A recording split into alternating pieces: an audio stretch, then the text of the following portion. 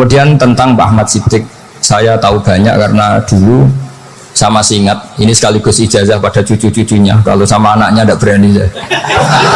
Sama cucu-cucunya. Saya masih ingat Mbah Ahmad Siddiq itu sangat loyal sama yang namanya negara. Kita tahu beliau adalah termasuk orang yang bintang ketika Muktamar Situbondo, ketika NU pertama kali nerima asas tunggal yaitu Pancasila. Kayak apa ulama-ulama kita, ya mulai Mbah Ahmad Siddiq, Mbah Ali Maksum, Gus Dur, Mbah As'ad, semuanya termasuk Mbah Mun, semuanya loyal sama negara sehingga NU menerima asas tunggal. Itu saya masih ingat karena Bapak dulu perwakilan dari NU cabang Lasem. Beliau pernah mengundang Mbah Ahmad Siddiq di sini. Zaman itu zaman Pak D. Gofar, zaman Pak D. Gofar ikut mengundang ke sini bapak saya. Itu saya menangi beliau ngisi pengajian di hallnya buyut saya, Mbak Umar bin Arabi. Jadi saya ini zuriatnya Mbak Umar bin Arabi sama dengan keluarganya Ki Hamid Pasuruan. Itu beliau cerita bahwa kemenangan Islam itu tidak harus kita yang menang kangilan. Kadang Allah bikin orang lain yang kangilan, kitanya ikut menang. Jadi dulu kata beliau banyak ulama ketika kita diserang Jepang, saya masih ingat, saya karena pas itu ikut ke Lasem karena saya santri sarang, bangun misi di Lasem, saya ikut di Lasem karena saya masih keluarga. Itu ulama-ulama itu mimpi dibacakan ayat khulibatir rum fi adnal ardi wa hum min ba'di walabihim sayakhlibun fi bid'i sinin lillahil amru min qablu wa min ba'du wa yawma idzi yafrahul mu'minun. Itu dulu itu ada pertarungan besar antara kerajaan Romawi dan kerajaan Persia. Kita tahu Romawi itu Nasrani. Saya ulang lagi, Nasrani. Nasrani itu percaya adanya Allah, adanya Tuhan, dan percaya adanya kitab samawi. Sementara musuhnya itu Persia, orang yang tidak bertuhan, tidak berdasar kitab samawi. Ketika Persia mengalahkan Romawi itu orang Islam ikut susah karena terus dibully sama orang-orang kafir Mekah. Orang kafir Mekah adalah orang yang tidak punya kitab samawi. Katanya orang kafir Mekah, iku lo balamu jute duwe kitab jarene dihubungan mbek langit, nyatane perang keok paling kon yo podo. Jadi ada analogi bahwa kalahnya orang Nasrani itu dianggap simbol kekalahan orang yang bertautan atau berhubungan dengan langit. Akhirnya orang Islam susah. Saking susahnya orang Islam sampai Abu Bakar itu tanya, ya Rasulullah, lalu orang Romawi menang itu kapan? Terus ada surat turun fibit di sini. Ya kira-kira 3. Abu Bakar pas itu belum alim-alim amat. Jadi ngartikan 3 itu ya 3 betul. Sehingga beliau masyhur itu. Cara Jawa totoan itu kimar. Pokoknya nanti Romawi pasti menang 3 tahun lagi. Akhirnya ketika datang itu taruhannya dengan 10 unta. Datang ke Rasulullah, Nabi menjelaskan, enggak. Bid'u itu mabena salas ilatus itu 3-9. Kamu jangan bilang 3. Ya sudah, taruhannya ditambah sampai 100 unta. Tapi pembuktiannya enggak 3 tahun, tapi nunggu 9 tahun. Sampai jangan tanya, berarti dulu pernah taruhan halal. Zaman sebelum ngaji saya, sampai sudah sering taruhan. Jadi jangan nyalahkan saya. Nanti itu ada ilmunya, namanya nasah mansukh. Dan taruhannya Abu Bakar tidak kayak sampean. Taruhan yang sangat-sangat demi Islam, bukan demi hadun nafsi. Betul. Ketika tahun ke-7 orang Islam itu menang. Gila ya, tahun 9 itu umat Islam menang. Menangnya umat Islam mengalahkan musyrik Mekah itu di Badar. Romawi mengalahkan Persia. Gara-gara Romawi mengalahkan Persia itu cara berpikir orang itu rubah. Ternyata langit itu ada, kekuatan langit itu ada. Sehingga meskipun akhirnya orang Kristen bilang ada Trinitas, terus mereka keliru dalam mengartikan Isa, tapi ada sekian nabi yang mereka sebut dan mereka hormati. Ada sekian kesamaan. Sehingga dalam Islam, saya ulang lagi, dalam Islam, andai kan disuruh milih orang komunis sama orang Nasrani, Islam tentu sama-sama kerjasama, milih sama yang Nasrani, karena ini ahli kitab, kerjasama loh, bukan milih menjadi Nasrani. Nanti kapan salah paham, senangannya terus bully. Itu semangatnya pasti hasut. Nah, terus lalu relevansinya dengan Indonesia gimana? Wa yauma idzi yafrahul mu'minun. Ketika orang Romawi yang punya kitab samawi mengalahkan Persia yang tidak punya kitab samawi, itu orang Islam ikut bunga, ikut gembira. Itu semua kiai banyak yang mikir seperti itu. Ini cerita Pak Ahmad Siddiq. Saya dengarin itu. Ternyata betul. Jepang itu nggak dikalahkan Indonesia. Jepang, Hiroshima dan Nagasaki dibom oleh apa? Sekutu. Akhirnya Jepang pulang. Pas Jepang pulang, Indonesia merdeka. Itu dulu kiai-kiai sudah nakwil bahwa menangnya Indonesia itu tidak harus mengalahkan penjajah. Pokoknya nanti penjajah ada yang mengalahkan.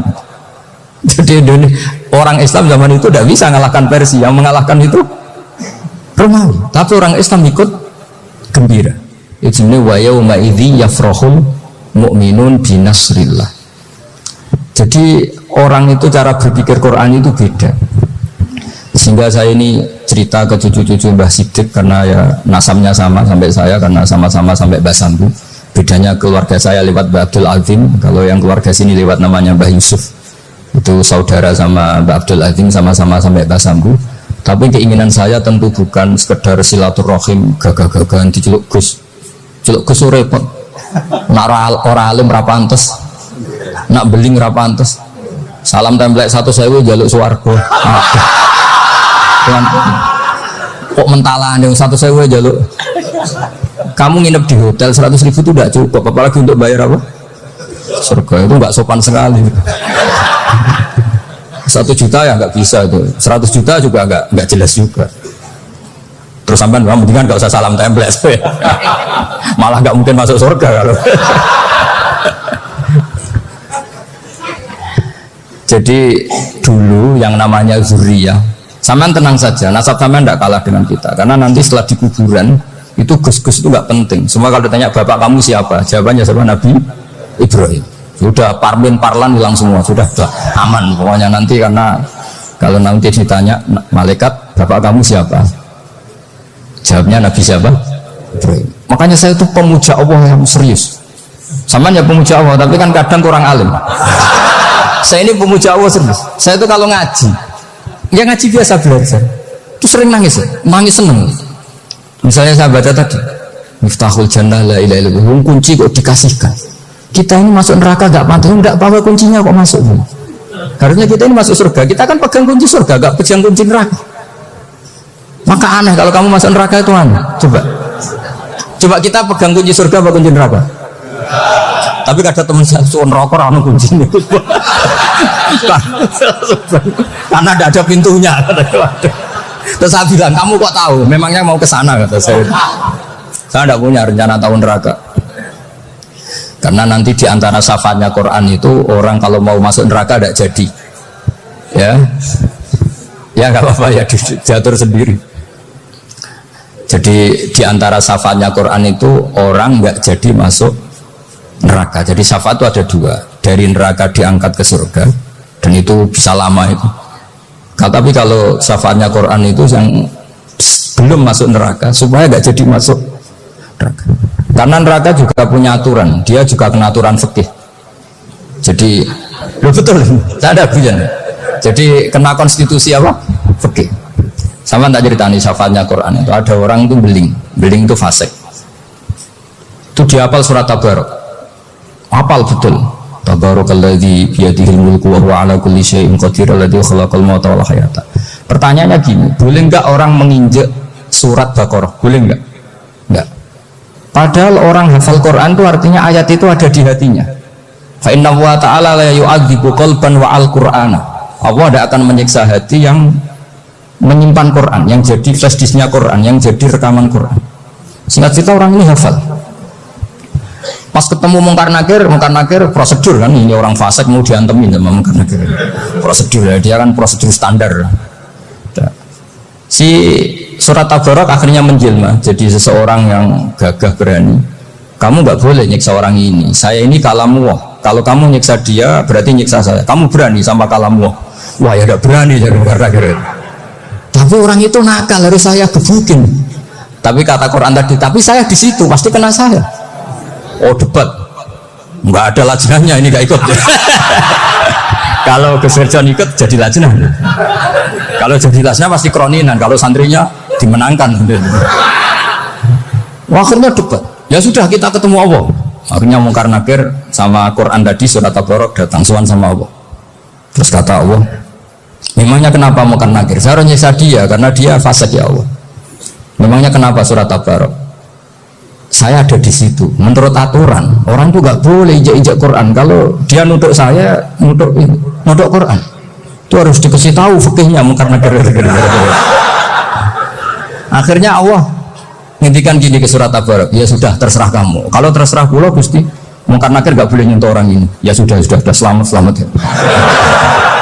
Sehingga terus itu sama baca di termasuk mujizatnya surat Tabarok di tafsir Ibnu Katsir banyak. Karena tadi logikanya malaikat itu juga kena aturan fikih. Sehingga banyak ulama termasuk Said Muhammad ngendikan pertanyaan Mungkar Nakir itu tidak semua orang kena. Kalau semua orang kena, nanti kalau tanya Nabi Muhammad, waman Nabi Yuka, kacau kan jamnya. Nabi kamu siapa? Saya ini Nabi. Ya kan? Nah nanti kalau pas ketemu Nabi Ibrahim, waman Abuka, jadi repot kan? Makanya ada kiai yang guyon kalau ditanya, merep buka, saya ini guru tauhid sembrono. Saya ini ngajar Umul Baro, ini kamu tanya merep buka. Masyhur itu keramatnya Imam Malik. Ada Ashabu Malik, Rajulun min Ashabi Malik. Beliau ditanya Mungkar Nakir marabbuka manabiuka.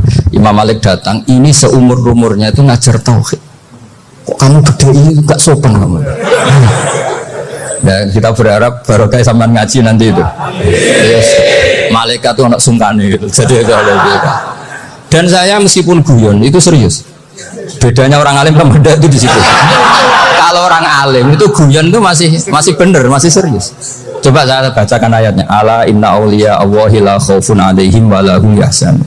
Terus lahumul busyra fil hayatid dunya fil akhirah. Artinya kalau Mungkar Nakir dengan penampilan garang gitu, berarti ada ketakutan apa enggak? Ada. Padahal ciri utama walinya Allah tidak ada ketakutan.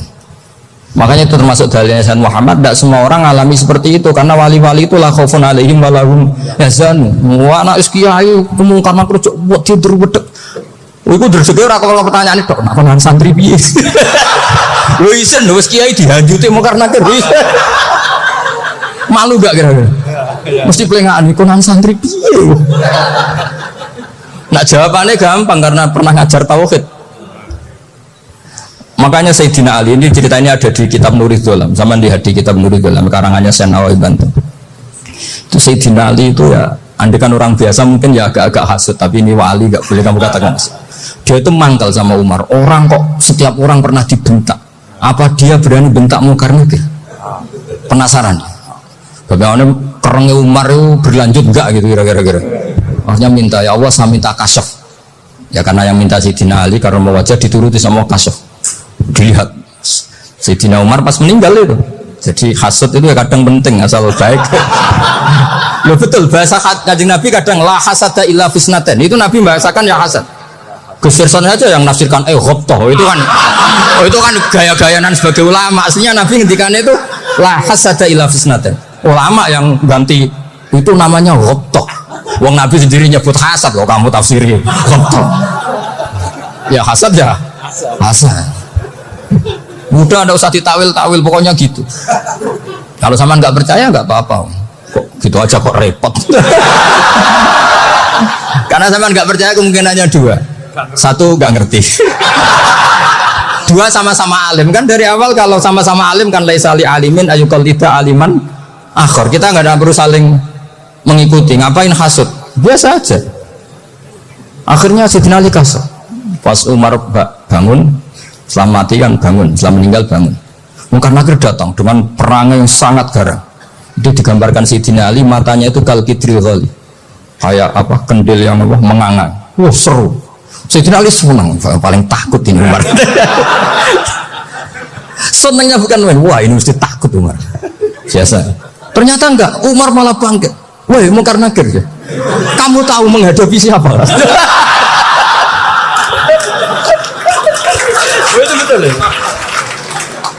Kamu itu menghadapi temannya ahabbal khalqi ilallah. Yang diandalkan temannya bukan dia. Kamu tahu yang kamu hadapi, saya ini teman kekasihnya Allah. Jadi boleh kamu mengandalkan Mbak Virjon.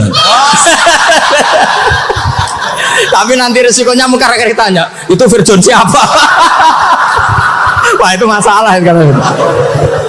Makanya syaratnya wali itu harus ma'rufun fis sama. Di langit sudah populer. Makanya dulu ada orang yang saking seninya Abdul Qadir ditanya apa saja jamnya Abdul Qadir Al-Jilani, itu aman karena beliau populer. Makanya program kita harus populer dulu di langit. Mau itu nanti kalau dicatut oleh santri-santri nggak apa-apa. Kalau nggak populer nanti itu siapa? Masalah ini. Umar itu yang dibanggakan itu, kamu tahu saya siapa? Ya enggak tahu. Saya ini temannya kekasihnya Allah.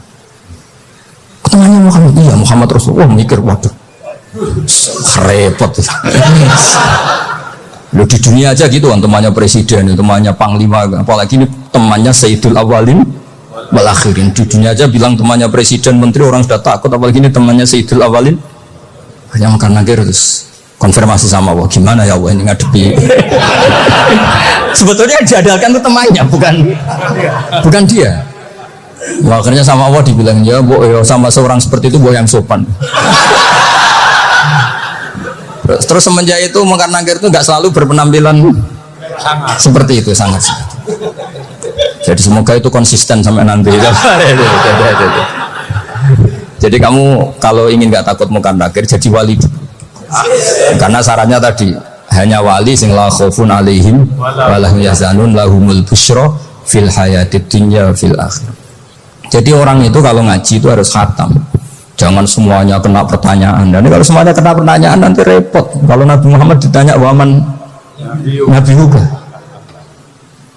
Nabi siapa? Lu kan terus jadi aneh. Jadi makanya ngendikane Sayyid Muhammad semua ulama lah, nggak ada am kecuali ditaksis. Kecuali sifatnya Allah. Misalnya bikulli syai'in alim, ya benar-benar bikulli syai'in. Tapi kalau am semuanya pasti ada taksis. Meskipun dalam muhawarah muhadasah biasa. Ya, misalnya contoh gampang, istri kamu baru seneng kamu, mas nak pengen apa-apa itu lapor aku, gak apa-apa mas, mesti aku seneng gak sama lapor. Iku dia aku pengen wayo. Langsung jadi apa wae. Mesti apa wae maksudnya kecuali itu. Padahal kalau ngomong, mas sampai ingin apa saja tak dukung. Sampai bilang, pengen itu wayo. Kira-kira disetujui apa enggak? Sama seperti kita kalau punya teman akrab, wah senang omahku gak apa-apa, anggap ya omahmu dewi, terus mlebu kamar. Jadi tidak ada am kecuali di taksis. Artinya kalau ada cerita bahwa orang mati pasti ngalami ditanya Mungkar Nakir, itu pasti ada am yang di taksis. Itu pasti tidak dialami para anbiya, para ya, karena ciri utama wali itu la khaufun alaihim walahum yahzanun. Kemudian saya yang mau cerita ya, supaya sampean bisa menghadapi dunia global ini, tak bawa tafsir Munir termasuk tadi. Kenapa orang Islam Rasulullah SAW itu lebih senang kalau yang menang itu orang Nasrani Romawi, ketimbang yang menang itu orang Faris, dalam hal ini ateis. Karena orang ateis itu lebih ngeri. Sebetulnya beberapa penemuan sains, terutama di ilmu medis, itu orang Amerika, kayak cloning. Tapi orang Amerika itu masih dilarang oleh gereja untuk mengaplikasi, karena nanti bayi cloning itu dipakai suku cadang. Di Amerika masih ditentang oleh fatwa-fatwa agama, baik Islam maupun Kristen. Tapi di Cina itu dipraktekkan, karena nggak ada halangan agama. Di Cina itu biasa ada kondom diolah lagi jadi alat-alat aksesoris. Di Amerika tidak ada karena masih ada agama, masih ada larangan. Sehingga orang Islam itu lebih takut kalau yang menang itu Persia, karena terus cara berpikir ternyata Tuhan itu tidak ada, langit nggak ada perannya. Jadi ketika yang menang Nasrani masih berpikir itu pertolongan Tuhan, meskipun mungkin cara mengatakan Tuhan beda dengan kita. Tapi ada satu kesamaan bahwa kekuatan samawi itu ada. Jadi disebut ghulibatir rum fi adnal ardi wa hum min ba'di ghalabihim sahlibun. Di sini diterangkan oleh Syekh Nawawi supaya kamu tidak salah paham. Sebetulnya kamu katakan misalnya wah itu faham liberal, sebenarnya saya tidak tersiksa. Cuma takut yang mengatakan seperti itu cek goblokir atau ngaji gitu. Itu aja masalah saya. Ini saya baca ini karangannya Syekh Nawawi karena tadi kata Mbak Firjon ngaji itu harus sama orang yang bersanad. Saya ini kalah sama beliau itu berkali-kali. Secara nasab saya harus manggil Mbah. Secara silsilah ilmu saya juga kalah lagi. Saya sering disewani sama cucu-cucu Syekhona Khalil. Kiai Siddiq itu termasuk murid dekat beliau Syekhona Khalil. Kalau itu berarti kan Gus Firjon, Ahmad, terus Mbah Siddiq. Mbah Siddiq ngaji Syekhona Khalil. Syekhona Khalil itu pernah ngaji langsung sama Sayyid Zaini Tahlan. Berarti beliau dari Sayyid Zaini Tahlan itu baru generasi kelima. Sementara saya itu sudah ke-7 atau ke-6. Saya, Mbah Mun, Mbah Karim misalnya, Mbah Hashim, Mbah Mahfud Termas, Sayyid Abi Bakar Sato, yang arangnya Anatul Talibin, baru Sayyid Zaini Tahlan. Berarti saya ke-7, kalah lagi. Tapi untuk jadi wali biasanya cepat saya. Karena syaratnya jadi mbah itu ngalah demi putu. Jadi kalau beliau ngotot, saya dulu Gusti saya mbahnya. Wah itu mbah yang nggak baik.